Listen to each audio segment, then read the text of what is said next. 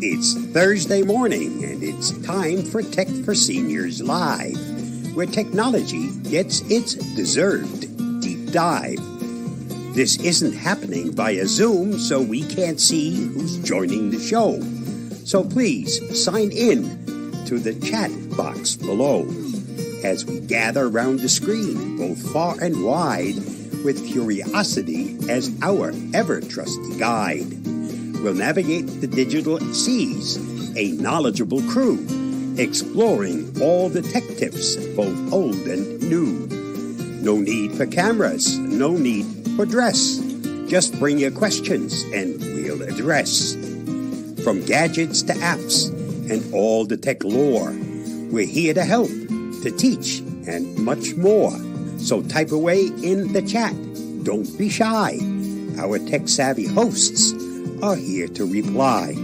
It's Thursday morning. Let the tech talk flow at the Tech for Seniors Live, the best tech show.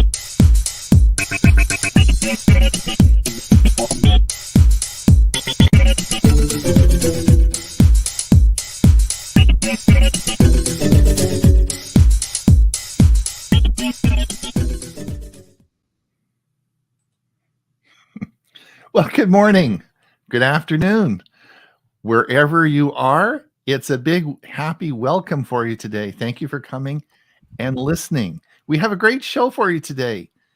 Yes, I'm Ron Brown. This is Tech for Senior Live. It is May the 2nd. We're now into May. Wow, spring is here, actually moving into summer. It is a drop-down gorgeous day. I'm in Comox, British Columbia.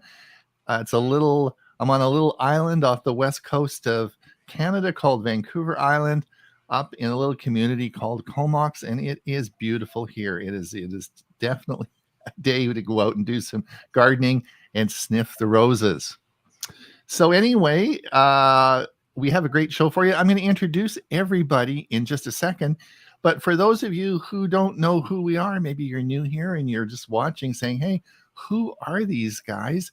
Well, we're just a bunch of seniors who like to talk and talk and talk and talk. And we talk so much, we actually have a Monday show. And it's on Monday, and it's a live show. We do it through Zoom, and we actually talk and talk and talk on it. And it's a great time. We've been doing it now for 5 years, and we're up to episode 212. People still listen to it, so I guess we must be doing something right because they're still coming and supporting it. So we have a lot of fun there, and that is a Zoom meeting, and we broadcast that out to YouTube. Now, this show is a little different. This is our Thursday show on Thursday, of course, but it's not a live show, so we can't see who you are. So if you would be so kind as to put in the chat where you are, what's happening, maybe what the weather is. Let us know who you are. And also, we sure appreciate that like and subscribe. That's really would be really helpful for us. So do that like and subscribe before you put something in the chat.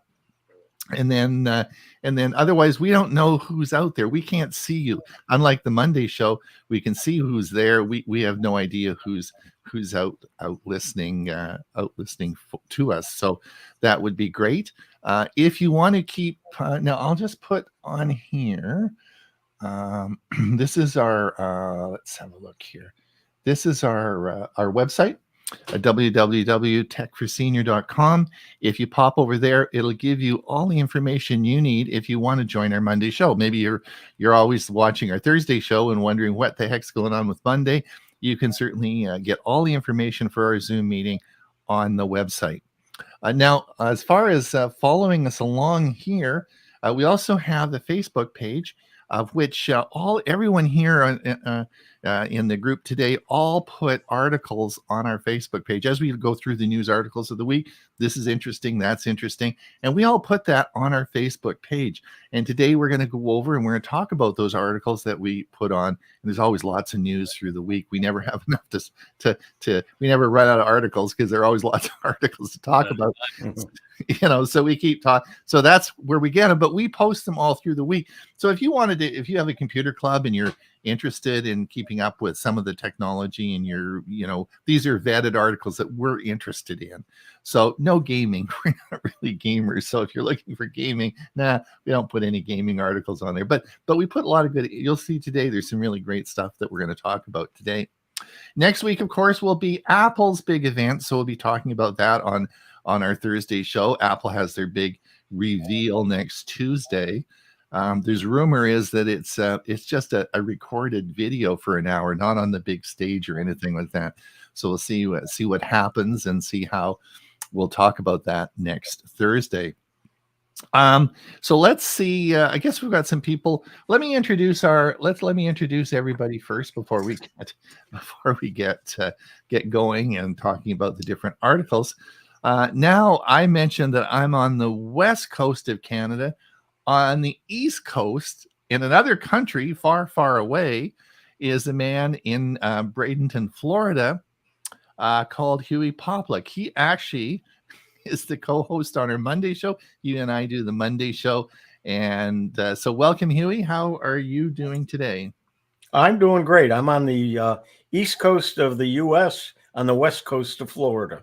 Oh, there you go. There you go. That's good. Yep. Nice day there. You're having a good time?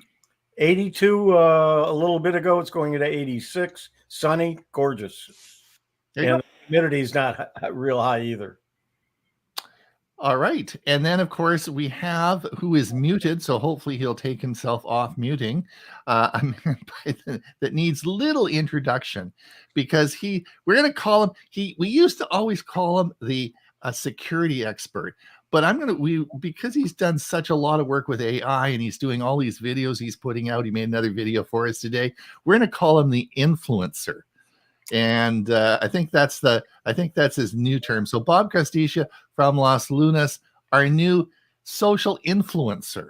How's that, Bob? That's pretty nice. So one is in the southwest, the other one is in the east, and I'm in the southwest. You're northwest, Huey is east, and I'm southwest. And I guess Ray is too. There you go. Another gorgeous day.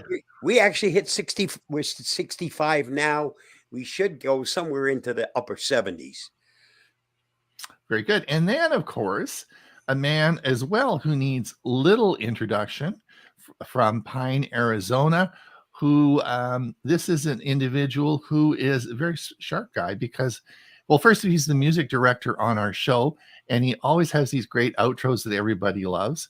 But he also he's he lives in Pine, Arizona, but he's also the president of APCUG. Now that's a big chunk to discuss, but it's called the Association of Personal Computer User Groups. It's actually a national organization, well, international actually, and it's all across. And it is your organization. If you have a computer club, It is your sort of national organization to help you run your club. And they have a lot of great services. And you should, if you haven't, signed up or you haven't looked at it, have a look at their website or I'm sure Ray will talk to you about that. And he's also the treasurer of the club as well. So he holds all the money. He's president and treasurer. So he's a popular guy. He's a very busy fella. We're so happy he can make it on the show today. But you can find him on our Monday show.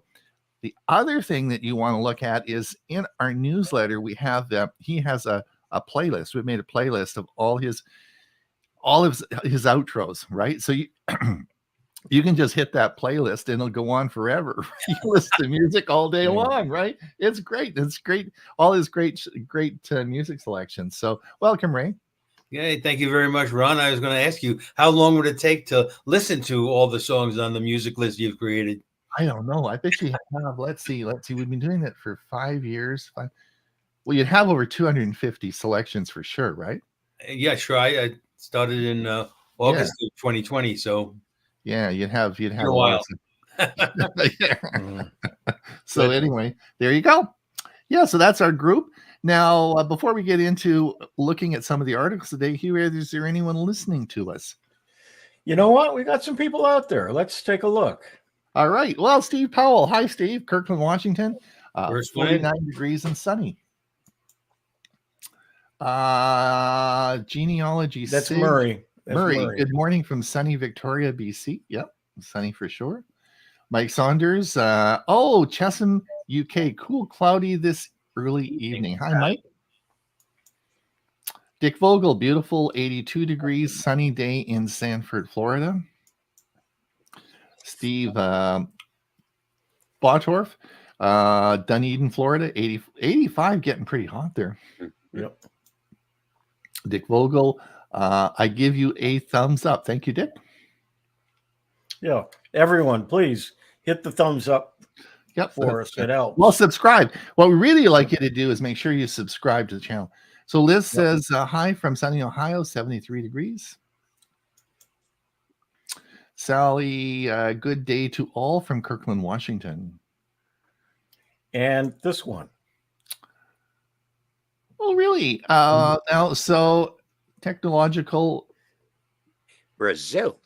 Brazil. Hi, Brazil. Welcome. Here. Thanks for your content. Well, give you a big round of applause. Thank you for coming and listening. I'm sorry, I can't really, not sure how to pronounce your name, but so that's, anyway, thank you so much. Doug, intro way too long. He wants us to get to business. Yeah. Stan says, good afternoon from Orlando and a thumbs up. Excellent. Thank you. Yes, well, the intro is before 9 o'clock. We start the show at 9, so we do have a 3-minute intro before 9 o'clock. We don't actually play it into the 9 o'clock segment. All right, let's get going because people are wondering what are we going to talk about today. And let me just bring up, all right, we'll come down here. So the first thing, the first article that came up now this week, and this was an article, and this is on net neutrality. Now, we talked about this in the past. This was a big deal about 3 years ago before the ruling. And then the big vote came, and I think it was a couple of years ago, they voted against net neutrality. And then the FCC restores net neutrality in a ruling this week, 3-2 vote. So I wanted to talk a little bit about that and what net neutrality is and why we should be talking about it, right? And so, but it only had, when they voted against net neutrality a couple of years ago, the FCC did that. Then there was a lot of publicity about it, lots of news articles. I know Leo Laporte was talking about it all the time on radio. But this week, when they reversed the decision, there's only one news article. Nobody got any publicity about this. So I thought, let's look at what this actually means and what is net neutrality. Now, Bob actually has made a video about it. And so I thought, great. So, Wonders of wonders.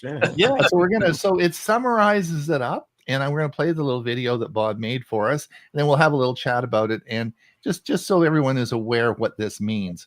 Let me come down here and let's have a look at this. Okay. Hold on to your names, folks. The FCC just revived net neutrality, and the internet is abuzz. Is it a cause for celebration, like the time everyone got a free month of premium streaming? Or is it more cautious, wait and see situation? Buckle up, because we're diving into the potential futures of this net neutrality revival. So, what's the net neutrality buzz about? Net neutrality is the internet's open road rule. Imagine every website having the same speed limit, no matter how popular. Net neutrality ensures that internet service providers treat all online traffic equally, preventing them from throttling speeds or creating fast lanes for specific websites for a price, of course. The FCC's decision to reinstate net neutrality is a big deal. In 2017, they repealed these precautions, sparking fears of an internet with paywalls and prioritized content. Thankfully, they reversed course, but the impact of this decision is still unfolding. The sunny side of the net neutrality street. A fair fight. Small businesses and startups now get a fighting chance against established giants. Think of it as an online marketplace where everyone has equal access to potential customers. Buffering blues be gone, hopefully. No more ISP-imposed slowdowns. With net neutrality, your internet connection should, in theory, treat all websites the same, which means smoother streaming and faster downloads. Consumer control. You, the internet user, have more power. ISPs can't pressure you into paying extra for decent speeds or force you to use specific websites. The not-so-sunny side of the net neutrality street.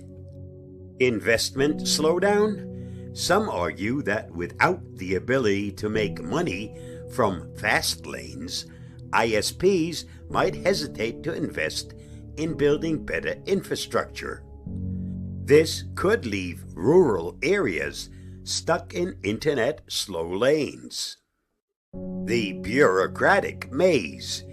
Increased government regulations could make it harder for new internet technologies or businesses to take off. Innovation might get bogged down in red tape. Did it work before? There's debate about how effective net neutrality was in the past. Some say it fostered a thriving online environment, while others argue the internet thrives best with minimal regulations. The future of net neutrality, crystal ball not included. The FCC's decision is a big step toward a more open internet, but it's not the end of the story. Here's what the future might hold. The legal wrangling continues. Expect legal challenges from ISPs, who may argue the FCC overstepped its bounds. The innovation question: will net neutrality stifle or spur technological advancements? This will likely be a point of ongoing debate. The balancing act. The FCC will need to find ways to regulate the internet while still allowing for growth and innovation. The bottom line: net neutrality's return is a complex issue with far-reaching consequences. While it may create a more level playing field for online businesses and a smoother browsing experience for you, it also raises questions about investment and innovation. One thing's for sure, the future of the internet will likely be shaped by the ongoing debate surrounding net neutrality. Stay safe, stay secure, and keep an eye out for those upcoming developments. And in the meanwhile, happy browsing. I'll see you again soon. Bye-bye, and thanks for watching and listening. Well done, Bob. Good, really good. And I thought it summarized the whole issue really, really well. So I couldn't, I thought it summarized there. So I guess, Huey, you got any thoughts on it before we move on? It's been argued a lot back a few years ago, and I don't understand how it got through this time without a lot of discussion. Right. Yeah. The talking heads have just not talked about it. Yeah, it's weird. Bob, any thoughts? You made the video. We weren't informed about the upcoming decision, so you didn't have all the banter that went on when it was originally killed. Yeah. Interesting. And Ray, any thoughts? Sure. This is a perfect example of whatever political party is in power thinks they have the right to change the rules. Yep. The Obama administration initiated net neutrality, while during the Trump term it was rescinded. I feel this is where legislation should come into play, where Congress needs to enact. So no matter who's in the White House, it'll stay the same. As a general rule, for me, I like competition in a free market to determine the rules, not regulations. So, for example, if an ISP is not giving me the service I'm paying for, I'll go somewhere else. Exactly. Mike says the FCC is an American organization. Does it affect me in the UK? I don't think so. No, but I would assume the same issues are whatever legislation they have would be applied in different parts of the world as well, right? I mean, so this must be an issue that has come up in Europe and also in Britain. They must be looking at this as well, because it affects. I mean, it just depends how you run it, right?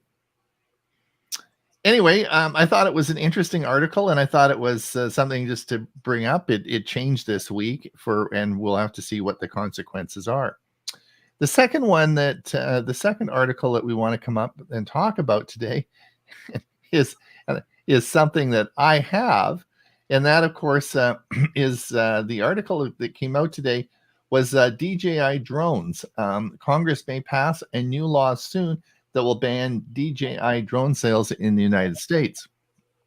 DJI has been an integral part in making drones popular, with its products being utilized for a number of purposes such as content creation, agriculture, and entertainment.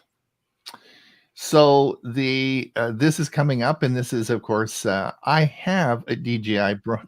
I bought it from Costco about a year ago and was going to get my drone license pilot, and I was going to do some drone footage and do a bunch of stuff.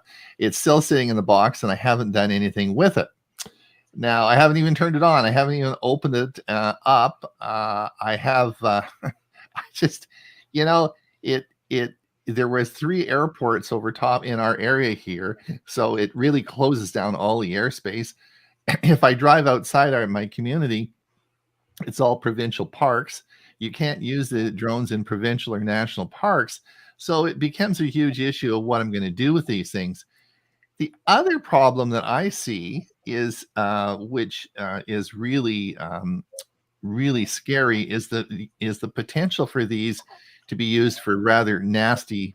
You can drop things from them. We're also seeing problems around prisons where drugs and guns and stuff like that get dropped into the prison.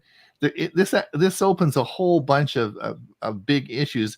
Needless to say, I'm surprised that some crazy person hasn't dropped, a grenade or something into a populated area that could do some really bad things. And this is all available. Now, the reason that Congress is looking at banning it is because, of course, of the Chinese company, and they're worried about the mapping and the infrastructure that could be taken and used in China. But I'm also worried about the bad things that could happen by flying these things around in our cities and in our communities. So I'm surprised it hasn't happened sooner, and they haven't taken a stand on this. But Ron, the drone itself, that can happen with any brand drone. What you're Correct. worried about, Correct? okay? The DJI problem is the fact that it relates something that's manufactured in China, and Right. the information that it gathers could go back. That's right. The software is Now, from. if you're worried about where to fly your DJI drone, I'd be more than happy to fly it for you in our park. That doesn't have any restriction. That's right.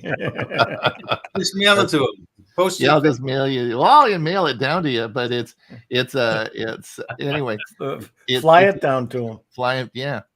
But really, to be fair, if you look at the drone market, it is a captivated. AI is the best known and the easiest to handle of all the drones out there. DJI is there, yeah. Right. It will hurt if they stop DJI because it's the most used. Right. If you're talking about a big, healthy piece of equipment. Right. There are many, many, many little ones that you fly in a house and stuff. Right. But they're not going to worry about those things No. because they really don't do that much. Ray, any comments? Yeah, I've long felt that trade with China for typical consumer type items is good for both America to get them and for the Chinese people who create them and are not involved with that much with their government. But I've always felt we should severely limit anything that's technology related. I never thought Apple should be making their iPhones in China because they're giving away all of their secrets. And of course, the fear, as you pointed out, is that these drones could somehow be spying on USA interest. And you can't say that's far-fetched. Remember the spy balloon? That was not too long ago. So right. I think the possibility is there. Now, I use Copilot, and they listed 4 American companies that are strong competitors to DJI. So why would there be any question but to buy from those American companies? Mm-hmm. And if TikTok is banned, then I think DJI will follow for the same time. I think it's going to happen. I think it's going to happen. All right. I think so. There's also, I just want to add one thing. Besides TikTok, there's a program called CapCut, which is a video editing program that also comes from China. And there's talk that may be next to TikTok to be banned here in the U.S. Okay. Before we get on to the news articles, Huey, any comments before we move on? Let's see where we were. Let's see here. Edie Taylor Richards, 62 going to 73, Prescott, Arizona. Bob Baxter, Bellevue, Washington, 48 degrees heading for 65 with sun. Yes, indeed.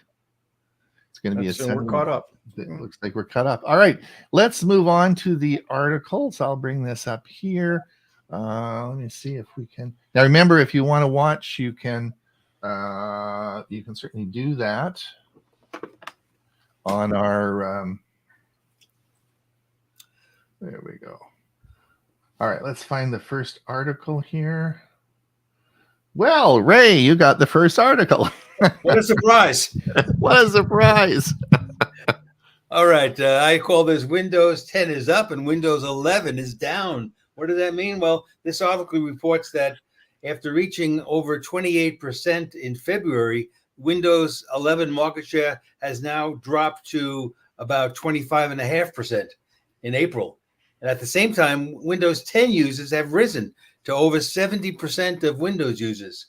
So I would have thought, and I'm wrong here, that with the October 2025 deadline date approaching, that MS support for people using 10 would have gone down. So it's been the opposite. And but I'm still a firm believer that as the new AI features come out in Windows 11, and people are going to need, if they want to have the most modern AI-related Windows computers. This is going to change. It's just going to take a longer period of time. Yeah, I think you're right. I think that the AI thing will really that's the little hook that's going to get you into Windows 11, right? Yeah. I think so.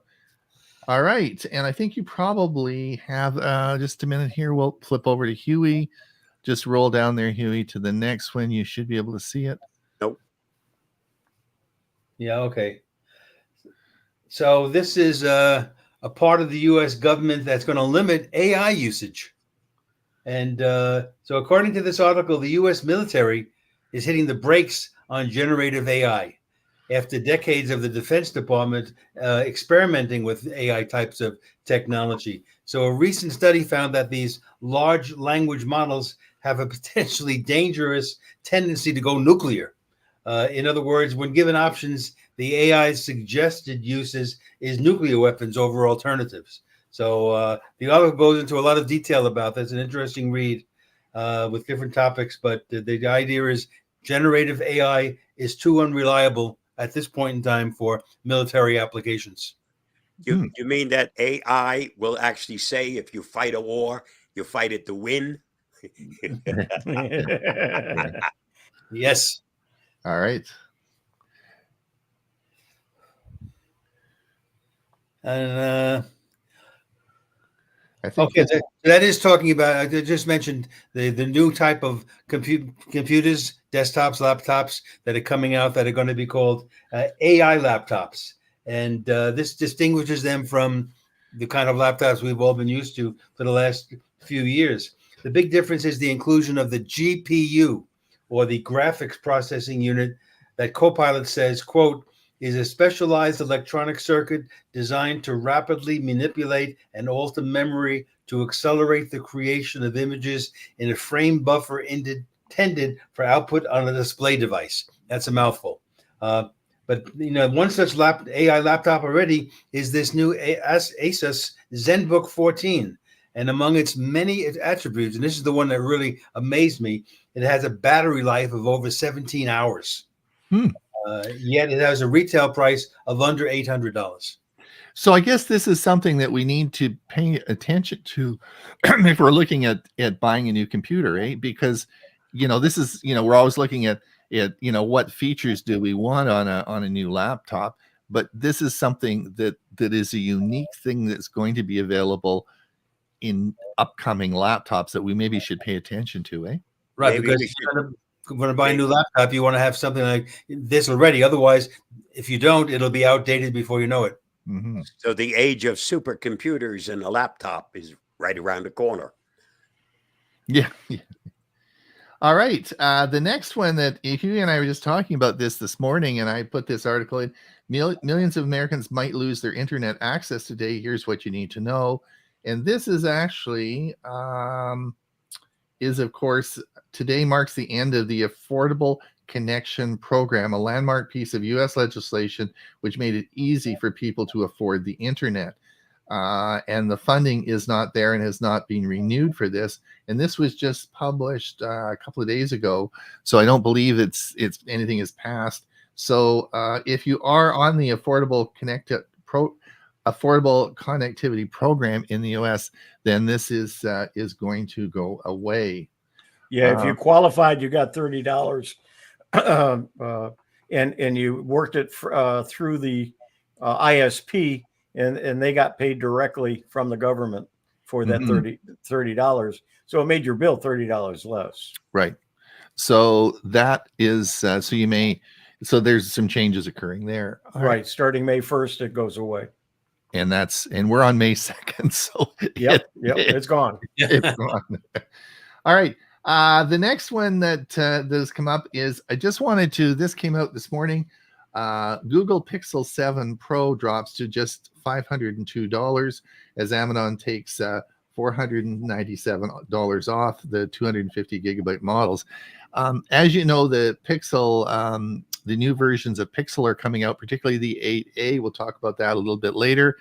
But this is a really good phone, for $500. This is even though it's a bit older, it is a very good phone. So all I'm saying is, if you're looking for a new cell phone and you're thinking, how am I going to spend my $500?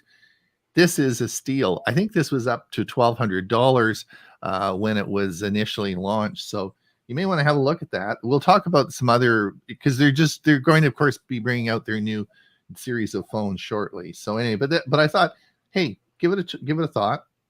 For me, it isn't worth $500 better than my Well, Pixel 6. Yeah, you got the 6. So now this was a very interesting article that this is so cool. And I'm going to be talking more about 5G on our Monday show, not this Monday coming up, but the following Monday. But this was interesting article. 6G speeds hit 100 gigabits in new tests, 500 times faster than the average 5G cell phones.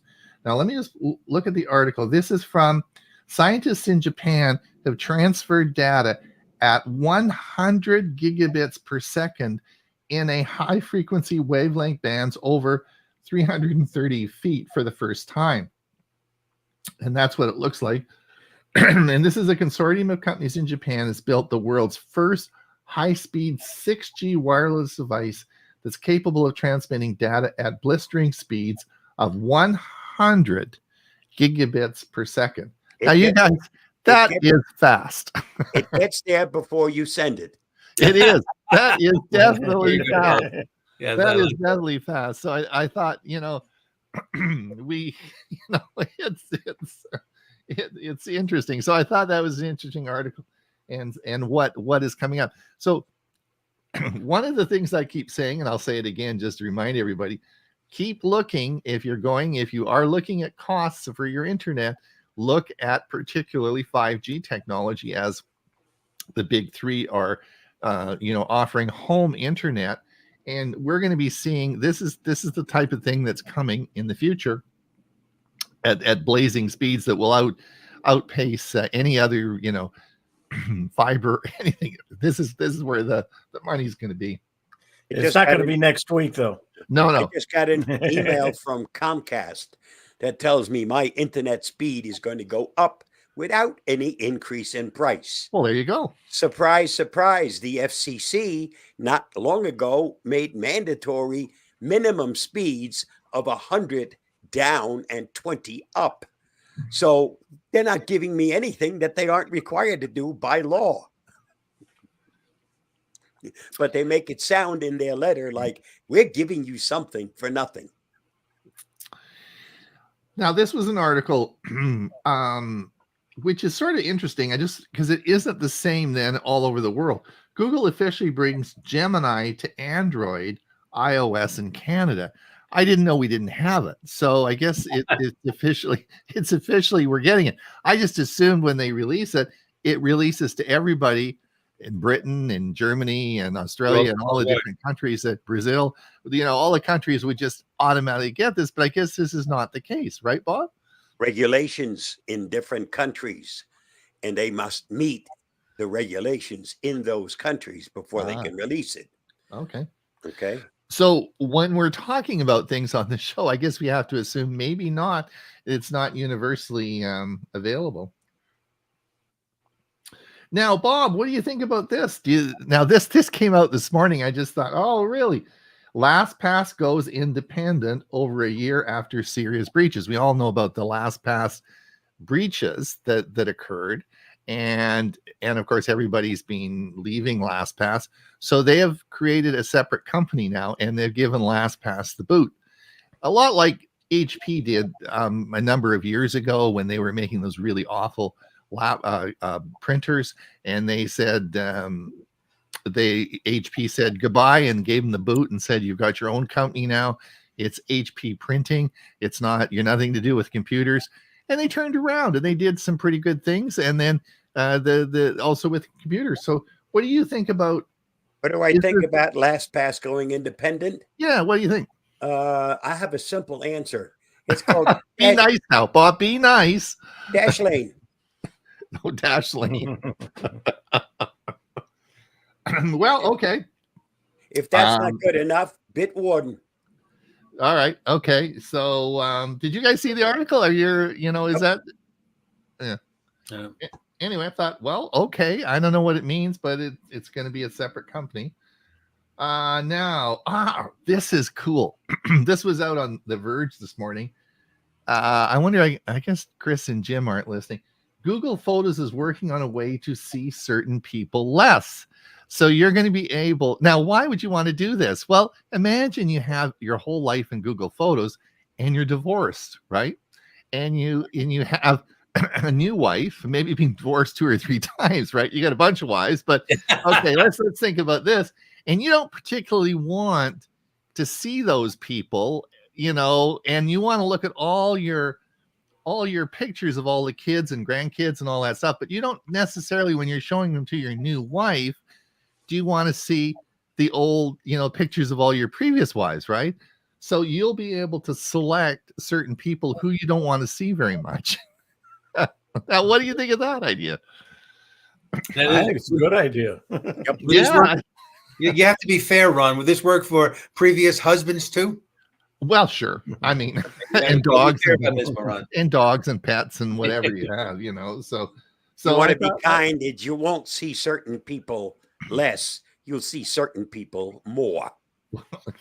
Yeah, I belong to a group, and I had a lot of pictures of activities from that group, and I had a complaint from a new couple that their exes, they were with their exes in a lot of the pictures, and to remove them.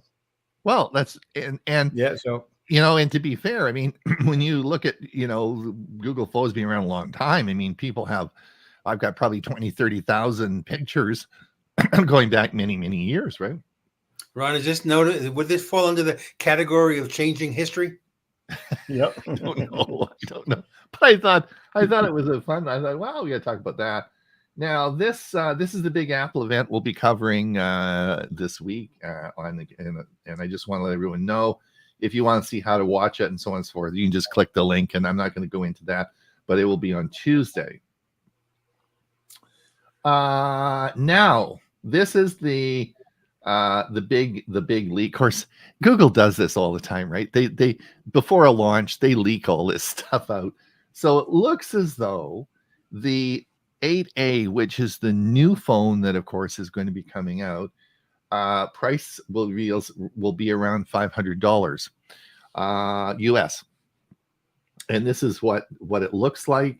We'll be, of course, discussing this more after its release. But it looks like this is going to be a really good phone, well positioned in the marketplace, and at a a reasonable price. It's not over $1,000, right? What's it missing? Well, we don't know that. Okay, because we don't know that. Pixel 8, which is quite a bit more than this. Right. So we'll have to look. We'll have to compare those and do the comparison. But the Pixel 7 Pro, which we saw earlier today, is about the same price, and so we'll have to compare that as well, and see where we. But we won't know for sure until it's released. This is not being released yet, but it will be shortly. So anyway, interesting. Again, and then this was another article.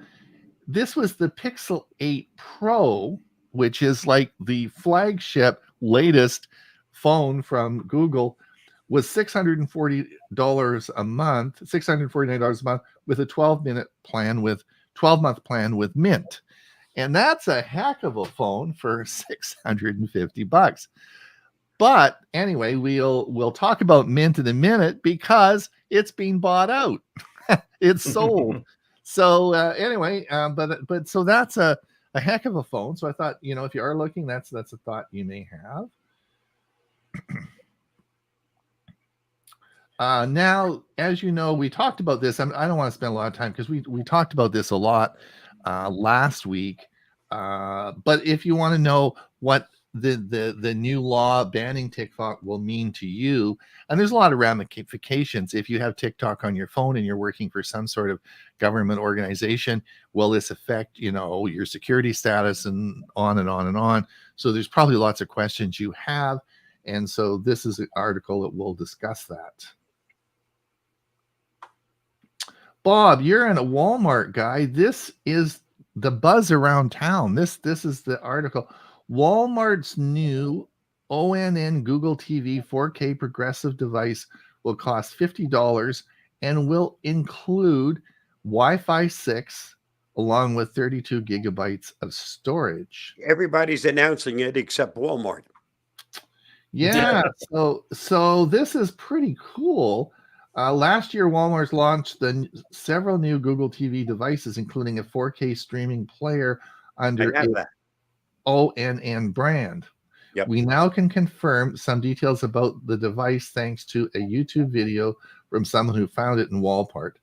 And it goes on. It said the device will come with Wi-Fi 6, USB 3.0, Dolby Vision, along with Atmos 3 gigabytes of RAM and 32 gigabytes of storage, and will be powered by a quad processor. This is all based on one person saying that they bought this at a Walmart store someplace. Yeah, so because Walmart itself has not acknowledged the fact. Right. So interesting. We got to watch this because that's a heck of a deal, eh? It sure is.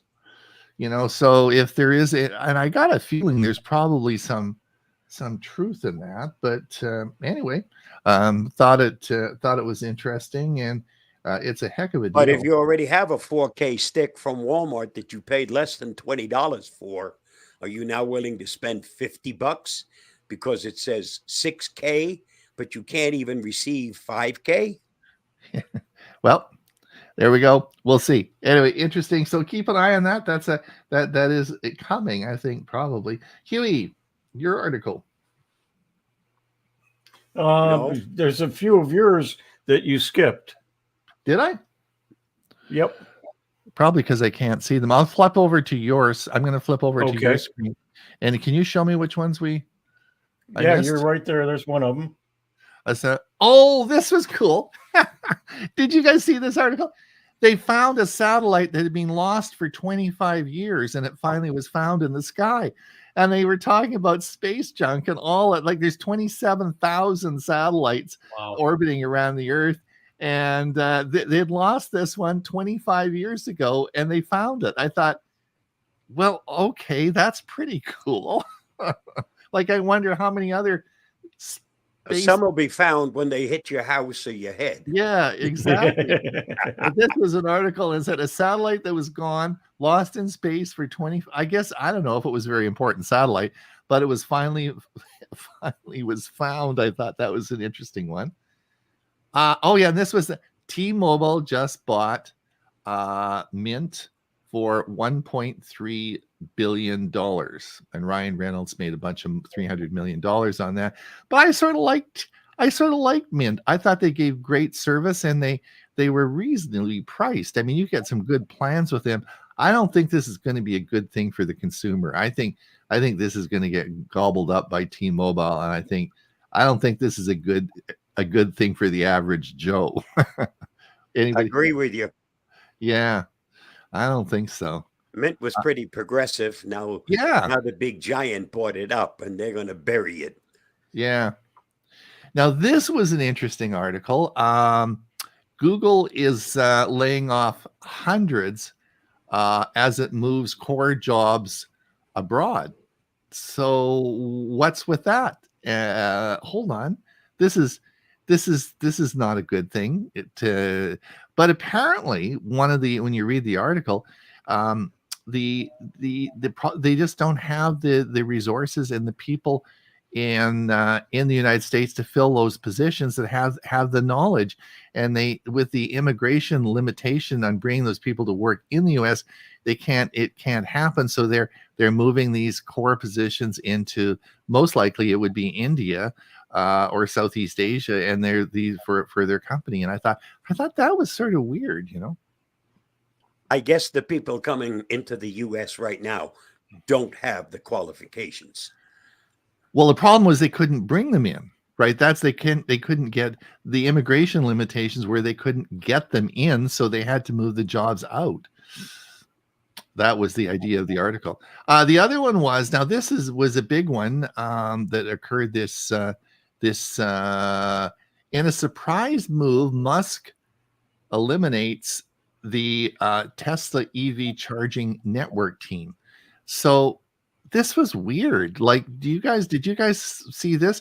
This was the whole infrastructure, the whole networking team for Tesla. He canned them all, and this team was involved in building infrastructure all across the United States and even in Europe and every place where. But the feeling of the article, and I don't know why Elon Musk would do this, but the feeling of the article is that because Ford and GM and everyone's using the system now, there wasn't really a competitive edge for Tesla.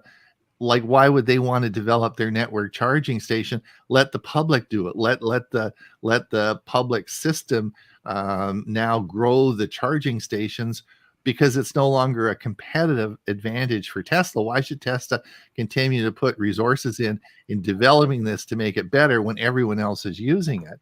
In essence, it's no longer a Tesla EV charging network. Yeah. It's everyone's charging network. That's right. I don't know. I mean, that's a bit weird. I don't know. Anyway, that was interesting. Before we get to your article there, Huey, I'll bring it up on mine. Do you want to see, do we have anybody listening? Any comments that have come in? Yeah, let's see, where do we leave off here? Richard Clarkson, Monrovia, California, 59 degrees, now going up later in California, Canada. Gerald Smith, hi, Gerald. West Seattle, 51 degrees and sunny. Central Florida Computer Society. I think it's Mike. I just want, all right. So, the other thing about this is, thank you, Mike, for bringing up the Tesla charging one that we just ran. Just to let you know that we are really keen. If you want to drop us a note and you want us to review any articles, please do so. We're very anxious for you to participate and do that. And that article that we just did with Tesla was one that Mike submitted and said, hey, I think this would be a good one for the show. So thank you so much for doing that, Mike. Mike Ungerman is, of course, he's a regular and has done a lot of segments on our Monday show, particularly related to EV vehicles and charging, and was probably the reason I bought an EV, right? So anyway, thanks, Mike. So he says, I just want my operating system to operate my system and don't need all the bells and whistles. Probably why I like Linux and will rely on it. Windows 10 ever locks me out of my computer. Diane says, Bob, I have a drone, just a simple one, I think, or obsolete. LHX4 6-axis quadcopter model. I tried to use it outside, but never got the hang of it. If you want to have it, let me know and I'll send you a picture. I'll get to her. Okay. Mike says, I agree with Bob. That's it. That's it? Okay. Go ahead. Beginner's Guide to Grammarly.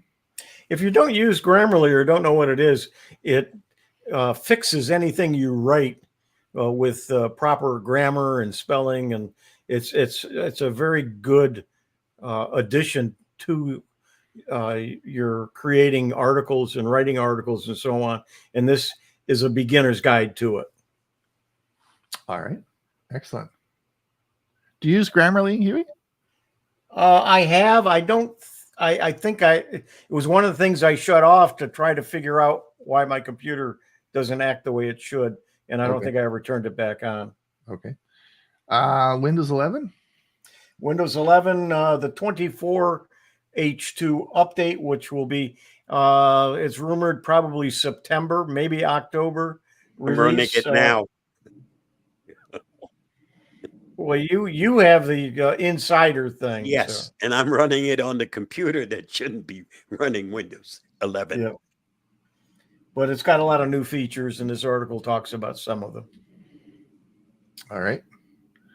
And amazing AI tools for content in 2024. Oh, you're moving it. I couldn't figure out why it was moving. All right. Let me know if we miss any. Yeah, there's just a lot of new AI tools available, and this article lists several of them. And so it kind of compacts it together and gives you a list of some of the things you might want to check out. Okay. Thank you. And before we go any further, Oh, Michael Daniels is listening. Oh, hi. Wanted to stop by and say thanks for doing what you do, folks. Thanks so much. Michael's a good friend of ours. Yeah. He has, of course, has his own community on YouTube. He's certainly done presentations on our show. He's a strong supporter of Tech for Senior. Thanks so much, Michael. Thanks for the $10. yeah, thanks for the $10 donation. Thanks so much. And his community is called Tinkering with Tech. Tinkering with Tech, correct. Thank you. Huey, 10 awesome iOS 18 features revealed. Yeah, the announcement on the 7th will include the update to the iOS, the system, and because we're currently at 17, and this article tells us some of the New features that are going to be in the new operating system. Okay. And Bob, Yeah, one of my viewers just informed me that my YouTube channel has passed its 15th birthday. well, And this is a link. This is a link to the very first video that I posted up on that channel. It's from an expert fixing a printer problem. All right, very good. Thank you. Now, this is an article came out. PayPal earnings jumped 27%. Stock is breaking out. Just to let everyone know, if you don't use PayPal, I think this is an excellent service, particularly if you're buying things on the internet. Please do not use your debit card on any internet transactions. You have to be very protective about that, and PayPal is one way that you can do that. Ron, you missed one. Apparently, you couldn't show it. It's one of yours. So all right, I'll switch over to you.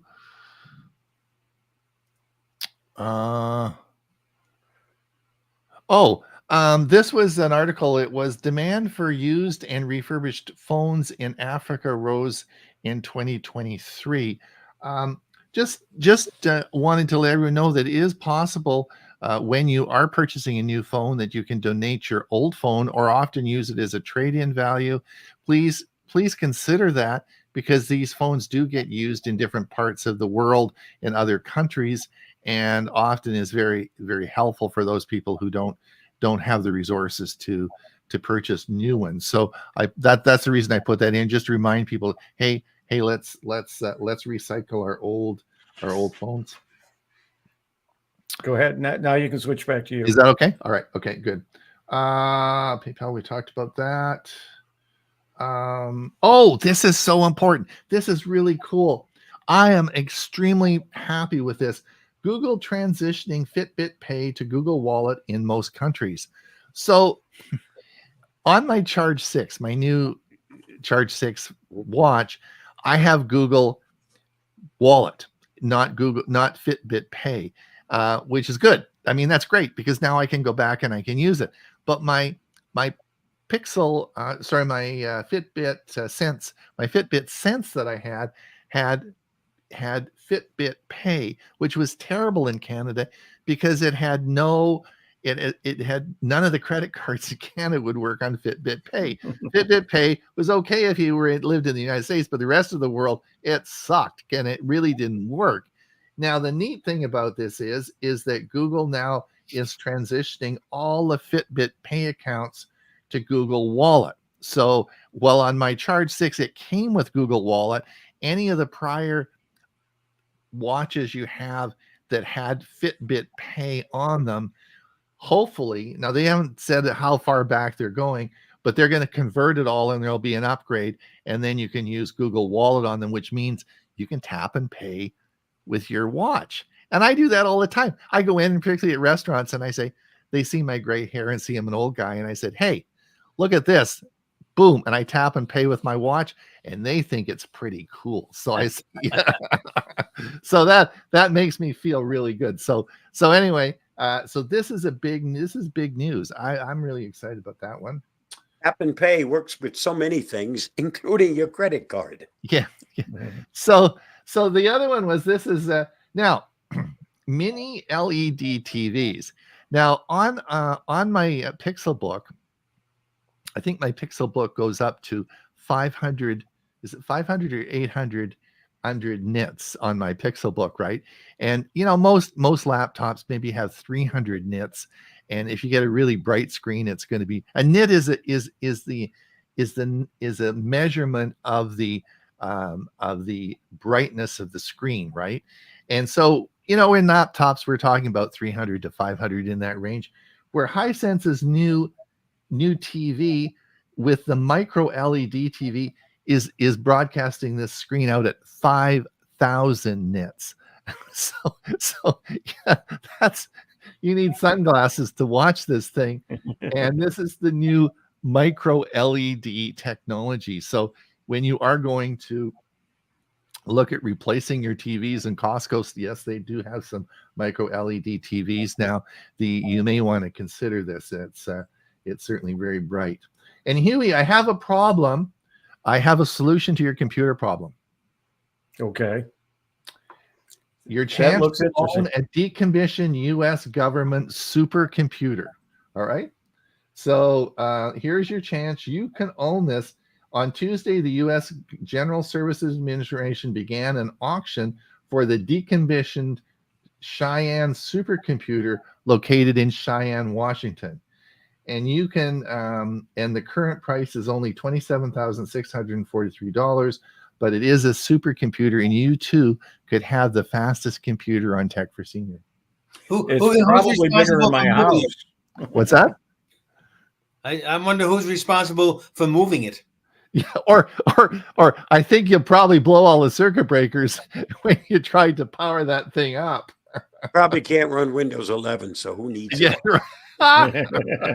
Anyway, I thought if you want to run a supercomputer, there you go. Yeah, now this is interesting. Bob, didn't you talk about this that you can it's under a flag. This was under a flag, wasn't it? About running the Gemini from your search bar. Didn't you do a video on doing the @ symbol and then you type in Gemini and then you can do a search on that? Didn't you do that? Yes, I did. And yes, you can. And there are some comments. So if you anyway, comments, you'll see it. Yeah, just let everyone know that with Chromebooks, the new version, when you go to 124 of the OS, then this is supposed to be automatically in there as well, in which you should be able to run Gemini. All right, it is top. I think that's it. Just can we have one more? Let's not. We've done all those. Okay, I think we've done a pretty good job. We've gone through a lot of different articles. I'm going to stop sharing. It is actually top of the hour. We got to do this show for 2 hours, guys. I mean, it's we just never get through. Ray says, Time out. Well, listen, I want to thank everybody for coming and listening. Do we have any final comments, Huey? Do we get to everybody? No, I think we're caught up. Are we caught up? Okay, great. So I want to thank everyone for coming and listening. We do appreciate you. We just sort of ramble on and on and on, but we do appreciate you listening to us ramble. So thank you for coming. And please not only hit that like, but hit the subscribe. It really helps the channel. That's great. And I want to thank, and we'll see you again next Thursday, of course. And don't forget, Huey is going to be running the show on Monday. So you better have it organized. All right, Huey. He's got that organized. And I want to thank Huey for all the work he does. Thank you, Bob, for your video today. Thank you, Ray, for your kind words and your wisdom and knowledge. So, can I make one suggestion? Sure. Next week, when we do the introduction, we cover all the tech news of the week. Not the first day. Of the day. Because we never get beyond the first day. Well, I know. Well, Ray doesn't want to do a 2-hour show. All right. Okay. All right. Anyway, we got to run. Thanks, Bye, everybody. Bye-bye.